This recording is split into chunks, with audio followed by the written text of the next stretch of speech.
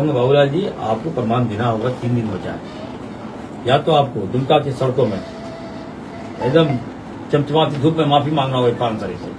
नमस्कार, जोहार। आप देख रहे हैं चैनल न्यूज। मैं हूं निशा मिश्रा आपके साथ। देखिए, अब महज 3 दिन बचे हैं और इरफान अंसारी यानी झारखंड के स्वास्थ्य मंत्री ने बाबूलाल मरांडी नेता प्रतिपक्ष को याद दिला दिया है कि सिर्फ 3 दिन बाकी हैं। आपको जवाब देना होगा कि 251 खराब एम्बुलेंस कहां पड़े हैं कबाड़ में, और अगर आप जवाब नहीं दे पाते हैं तो आगे जो कदम उठाना है वो मैं उठाऊंगा। आपको बता दें कि इरफान अंसारी ने आज मीडिया के सामने एक बार फिर से उस मुद्दे को गरमा दिया है, क्योंकि सबको लग रहा था कि इरफान अंसारी ऐसे ही गुस्से में आवेग में आकर उन्होंने बोल दिया कि मैं FIR करूंगा, या ये कुछ 4 दिन बीत गए हैं अब ध्यान में नहीं है। लेकिन इरफान अंसारी को बखूबी अपना अपमान याद है, और स्वास्थ्य विभाग को लेकर जिस हिसाब से बाबूलाल मरांडी ने इरफान अंसारी को घेरा था, भ्रष्टाचार में संलिप्त बताया था उनके पूरे डिपार्टमेंट को, उस पर उन्हें अभी भी वो सटीक खड़े हैं और कह रहे हैं कि सिर्फ 3 दिन बाकी है, बाबूलाल मरांडी को जवाब देना होगा। इसके अलावा CAG के रिपोर्ट को भी उन्होंने कहा कि ये रिपोर्ट नहीं था, ये एक पेश किया गया था कि अभी तक क्या क्या हुआ है, और इसको लेकर गलत तरीके से भारतीय जनता पार्टी दिखा रही है। इसके अलावा उन्होंने योगी आदित्यनाथ की बात कही, शुभेंदु अधिकारी जो बंगाल में CM बने हैं वहां की बात की कि वहां पर किस हिसाब से दहशत में लोग जी रहे हैं, ये हम ही जानते हैं। एक बार सुनते हैं क्या कहा है इरफान अंसारी ने। सवाल तो उठा रहे विपक्ष से लोग ही उठा रहे हैं, बाबूलाल जी ने भी सवाल उठाया। उन्होंने कहा कि अगर आप चाहें तो उनको गिरफ्तार कर सकते, मानहानि कर सकते हैं, वो तो तैयार है उसको। तैयार नहीं है ना। बाबूलाल जी को आप क्या जानते हैं? हमसे बेहतर तो नहीं जानते हैं। 2 दिन पहले भी दुमका में बोल कर सरकार को हिम्मत है तो गिरफ्तार करेंगे। सरकार को हिम्मत है तभी इरफान अंसारी बोला है। आप अनाप शनाप आरोप लगा दिए। आपने देखा होगा कि बाबूलाल जी चुटका पढ़ते हैं PC में, फिर चुटका दिया और एकदम जनता की विस्फोट कर देते हैं, और मीडिया वाला उसको हेवक करके चला देता है। मैं बाबूलाल जी से पूछना चाहता हूँ, 3 दिन और बचे हैं, घोटाला कहाँ हुआ बताइए। इरफान अंसारी याद रखिएगा, इस दामन में दाग नहीं लगा। मेरे पिताजी फुरकान अंसारी ने राज लिया, जिसम गुरु शिबू सोरेन जी ने राज लिया, उनके बेटे हेमंत सोरेन जी आज सरकार चला रहे हैं, फुरकान अंसारी के बेटा राज स्वास्थ्य चला रहा है। हमें हमदर्दी है, हम राज्य को बेहतर करने के लिए आए हैं, और छीछा ले दीजिए, हल्की बातें मत कीजिए, ये गंदी बातें मत कीजिए। मुझे कमी नहीं है, किसी चीज से कमी नहीं है। हम कमाने नहीं आए हैं, हम 100% अपना एफर्ट देने के लिए आए हैं, हम व्यवस्था सुधारने के लिए आए हैं, और हम सुधारेंगे। बाबूलाल जी ने कहा दिया कि 251 एम्बुलेंस पड़ा हुआ है, एम्बुलेंस पड़ा हुआ है, खरीदा हुआ है बहुत पहले से। उनको पता ही नहीं क्या होता है CAG और क्या होता है।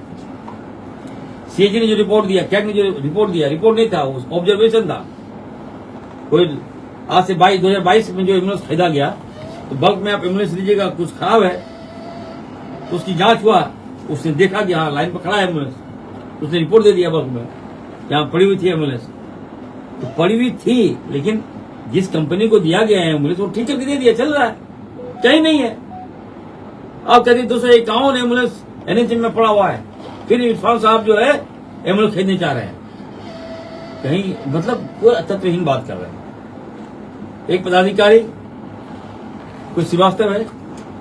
अब बाबूलाल जी को तो हमको लगता है कि हमको पढ़ना पड़ेगा उनको। अब किसी आउटसोर्सिंग के माध्यम से किसी को हम हायर करते हैं, किसी कलर को हम हायर करते हैं, मान लीजिए 3 साल के लिए मैंने हायर किया, हमको रिक्वायरमेंट था, हमारे टीम ने, हमारे विभाग ने हायर किया उनको, अच्छा काम किया, 1 साल और एक्सटेंशन दे दिया। अब वो बोल रहे हैं, देखिए आपस में विवाद है, उसके पीछे भी कोई लगा हुआ है। अब हम तो जानना चाह रहे हैं कि व्यक्ति कौन है जो छुटका पहुंचा रहा है बाबूलाल जी को। ऑफिस का ही कोई आदमी है, अब उसको नहीं हुआ इसलिए पहुंचा रहा है।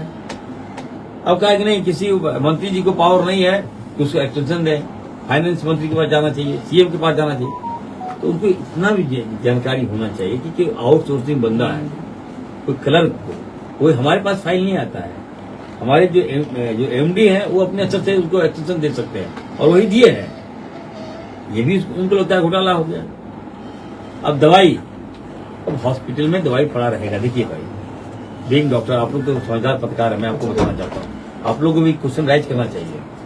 कोरोना आया, कोरोना काल आपातकालीन व्यवस्था थी, हम लोग जान के लिए तड़प रहे थे। एक मेडिसिन था रेमडेसिविर, याद है आप लोग को, जो 80 हजार रुपया में, अभी उसका दाम कितना होगा, 500 रुपया या उससे भी कम होगा, आई डोंट नो।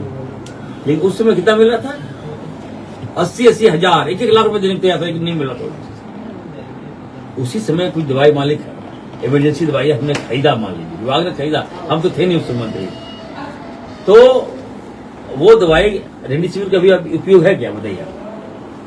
नहीं है ना।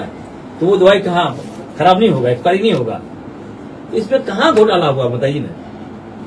ये तो मैं आश्चर्यचकित रह गया कि बाबूलाल जी को कहूंगा, बाबूलाल जी आपको प्रमाण देना होगा, 3 दिन बचा है, या तो आपको दुमका की सड़कों में एकदम चमचमाती धूप में माफी मांगना होगा इरफान अंसारी से, नहीं तो मैं आप पे एफ आई आर करूंगा। मेरा तैयार हो गया। इस मुद्दे पर ये गलत अफवाह आप क्यों फैला रहे हैं, मेरी छवि खराब क्यों कर रहे हैं?